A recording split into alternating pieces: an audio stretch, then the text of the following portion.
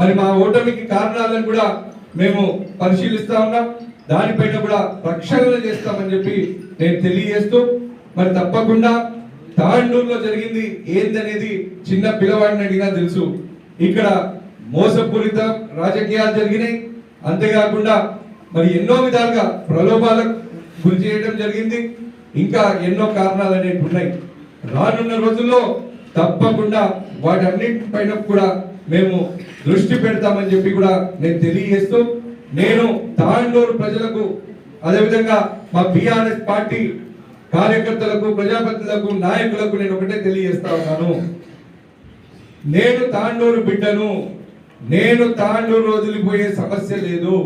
తప్పకుండా తాండూరు కోసం నా ఆఖరి రక్తం పొట్టు వరకు నేను కష్టపడతా, కొట్లాడతా, మీకు అండగా ఉంటానని చెప్పి నేను తెలియజేస్తా ఉన్నాను.